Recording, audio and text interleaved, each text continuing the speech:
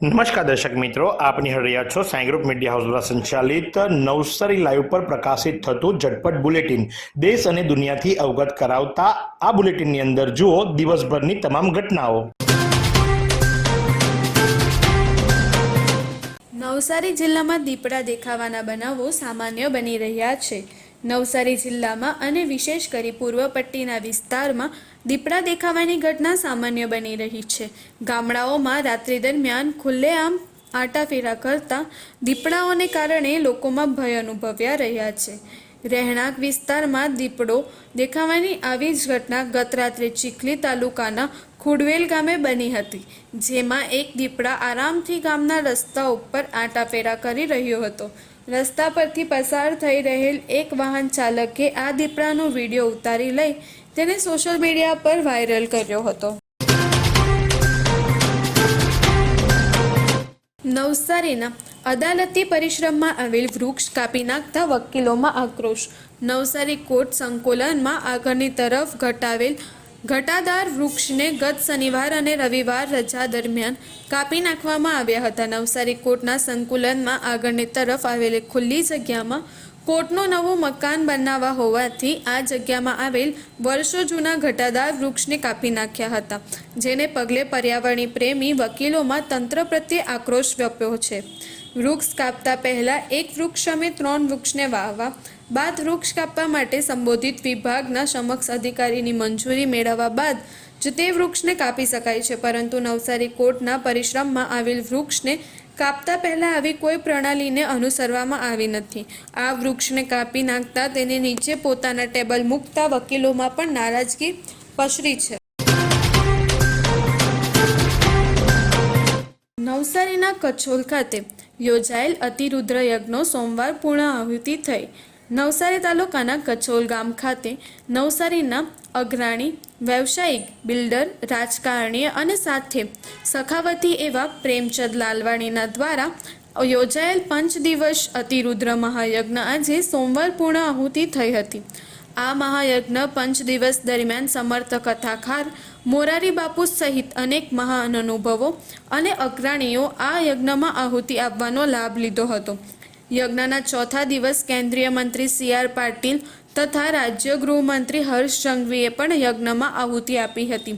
કેન્દ્રીય મંત્રી અને ભાજપના પ્રદેશ પ્રમુખ શ્રી.આર. પાટીલ અને નવસારી ધારાસભ્ય રાકેશભાઈ દેસાઈ, જિલ્લા ભાજપ પ્રમુખ ભૂરાલાલ શાહ સહિત ભાજપના અગ્રણીઓએ પણ યજ્ઞમાં આહુતિ આપી હતી।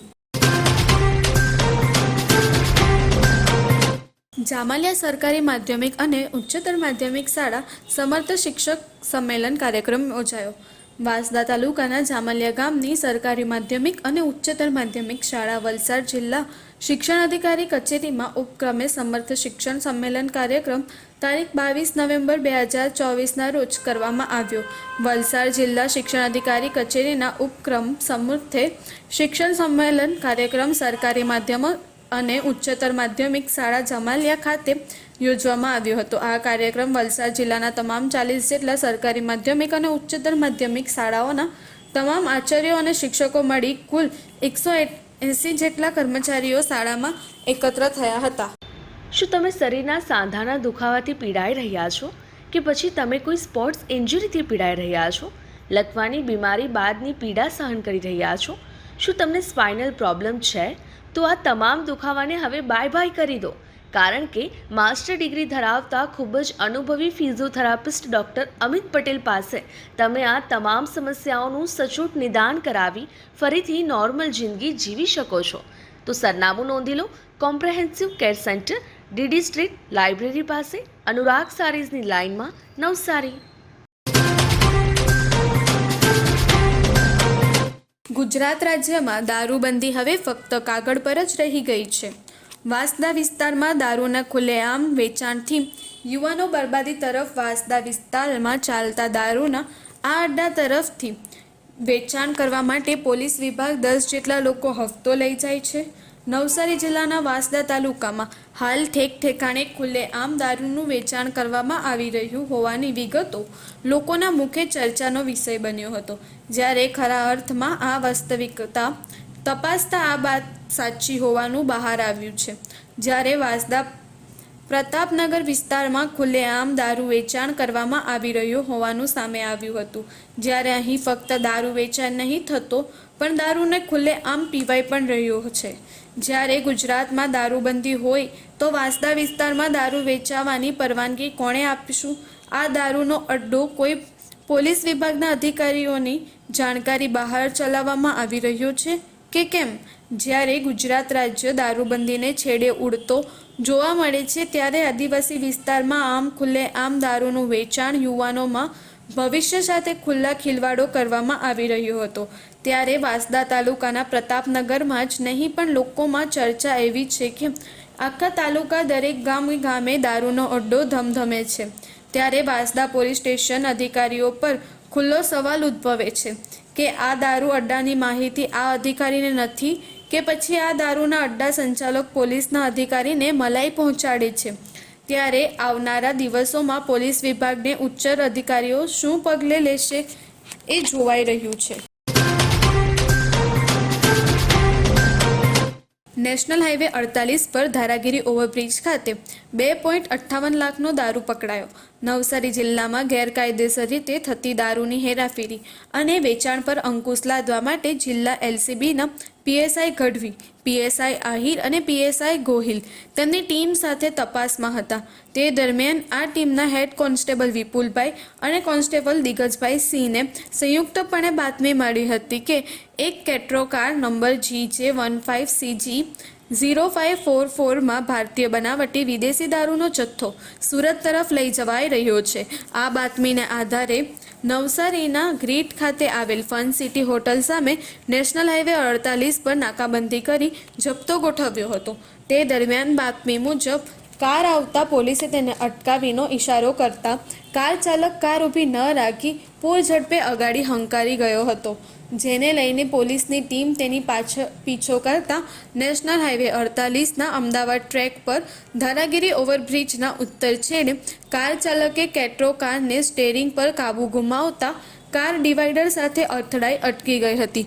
બાદમાં પોલીસે કારની તપાસ કરવામાંથી ભારતીય બનાવટી વિદેશી દારૂ, વિસ્કી અને વોડકાનું કુલ 1632 નંગ બોટલ, કુલ રૂપિયા 2,58,240ની કિંમતનો દારૂનો જથ્થો મળી આવતા પોલીસે દારૂના આ જથ્થાને તથા રૂપિયા 7 લાખની કેટ્રો કાર તથા રૂપિયા 10,000ની કિંમતનો એક મોબાઈલ ફોન મળી કુલ રૂપિયા 9,88,240ની કિંમતનો મુદ્દેમાલ કબજે કરી કાર ચાલક આરોપી નિકુંજ મોહનભાઈ રાઠોડની ધરપકડ કરવા સાથે દારૂના આ જથ્થાને ભરનાર તથા મંગાવનાર અજાણ્યા ઈસમ વોન્ટેડ જાહેર કરી બંને આરોપીને વિરુદ્ધ નવસારી ગ્રામ્ય પોલીસ પ્રોહીનો ગુનો નોંધાવ્યો હતો। વાંસદા તાલુકાના મનપુર ગામે બૂથ 1 અને બૂથ 2માં બૂથ પ્રમુખની વરણી કરી બૂથ સમિતિ બનાવવામાં આવી। આ બેઠક ભારતીય જનતા પાર્ટી ગુજરાત પ્રદેશના મહામંત્રી પિયુષભાઈ કે પટેલના અધ્યક્ષસ્થાન તમામ બેઠકો કરવામાં આવી। આ બેઠકમાં વાંસદા તાલુકાના બીજેપી મહામંત્રી સંજય બિરારી, સમુદાયના પ્રતિનિધિ રાજુભાઈ ગૌતી, હેમંતભાઈ, શિવાજીભાઈ, દીપકભાઈ, દીનુભાઈ અને મણિપુર ગામના યુવાનો મોટી સંખ્યામાં હાજર રહ્યા હતા। ગણદેવીના કસબાવાડી ખાતે આંબાના વૃક્ષ પર આવેલ મધપુડાની સર લાઇનના રેલવે ફાટક નજીક આવેલ એક આંબાના વૃક્ષ પર મધમાખીઓએ બનાવેલ મધપુડા મધમાખીને છંછેરતા તેમણે રસ્તા પરની પસાર થતા રાહદારીઓ પર હુમલો કરી 10 જેટલા લોકોને ડંખ માર્યા હતા, જે પૈકી 2 વ્યક્તિઓએ સારવાર પણ લેવી પડી હતી। આ સુંદર સૃષ્ટિને નિહાળવા માટે હજારો લોકો પાસે દ્રષ્ટિ નથી અને એ ત્યારે જ શક્ય બને જ્યારે કોઈ ચક્ષુદાન કરે। તો તમારા સ્વજનો સાથે મળી એક સુનિશ્ચય લઈએ, ચક્ષુદાનને પરિવારની પરંપરા બનાવીએ। Visit Sant Punit Chakshu bank, rotary eye institute Navsari, call 7069006329।